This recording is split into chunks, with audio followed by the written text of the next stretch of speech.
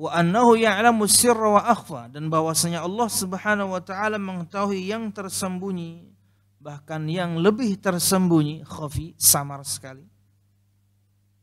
Mengetahui khianatnya mata dan apa-apa yang disembunyikan di dalam hati.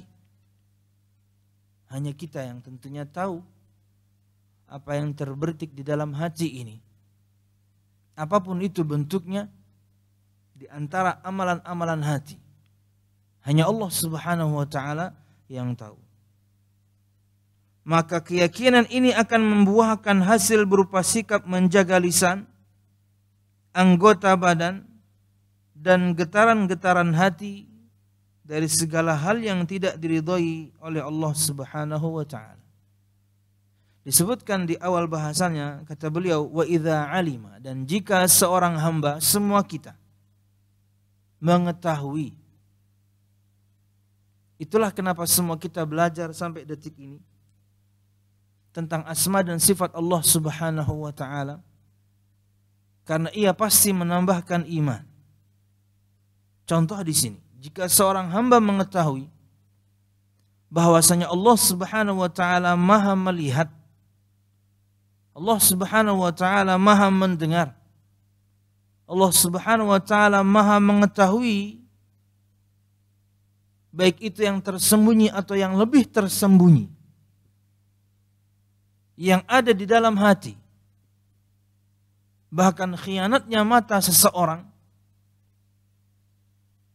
Kalau seorang mengetahui hal-hal tersebut, pasti akan membuahkan hasil.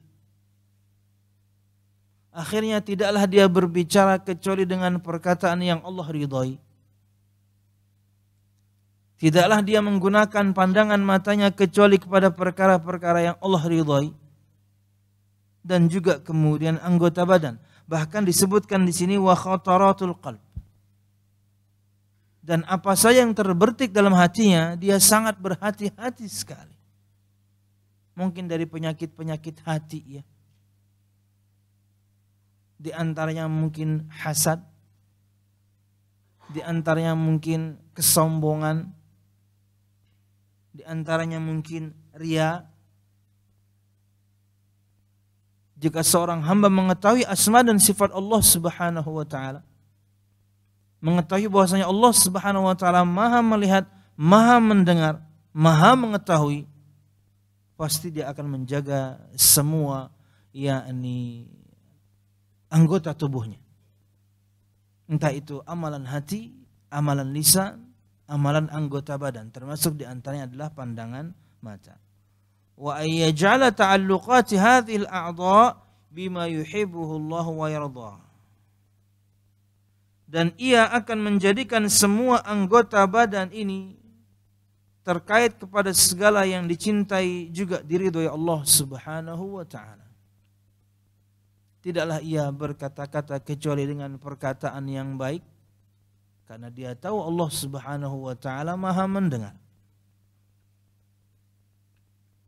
Tidaklah ia menggunakan nikmat mata ini dengan pandangan tersebut kecuali memandang hal-hal yang memang Allah Subhanahu wa taala ridhai, bukan yang diharamkan, karena dia tahu Allah Subhanahu wa taala Maha melihat, Maha mengetahui.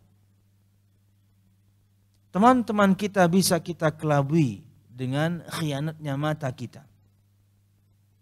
Sekalipun kita bermajlis dengan mereka. Ya. Kita misalnya berkumpul bersama teman-teman, kita mengarah kepada satu sisi, teman-teman kita membelakanginya. Pada sisi itulah kemudian misalnya ada sesuatu yang haram yang bisa kita lihat, teman-teman kita tidak melihat.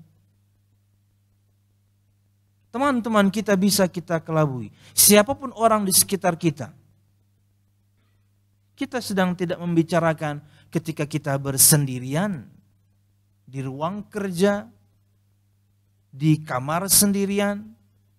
Apa yang kita lihat, apa yang kita tonton, enggak. Bukan sepribadi itu, bukan. Bersama teman-teman. Kita sedang bersama teman-teman. Tetap kita bisa kelabui mereka. Dengan khianatnya mata ini. dengan melihat sesuatu yang seharusnya tidak dia lihat. Di antaranya misalnya aurat wanita. Tapi begitu teman-temannya mungkin sangat perhatian kepadanya, atau bisa jadi mengarah kepada satu titik yang sama, jalan bersama misalnya, bertiga, berempat, tentunya dengan pandangan yang sama ke depan, dia menundukkan pandangannya. Agar teman-temannya tahu bahwasanya dia orang yang menundukkan pandangan. Tapi begitu teman-temannya lengah, matanya tentunya bekerja ke sana kemari. Inilah di antara makna khainatul a'yun. Allah Maha mengetahui mata-mata yang khianat. Bukan lagi ketika kita bersendirian, ketika kita di tengah teman-teman pun, bersama banyak teman pun bisa kita berkhianat.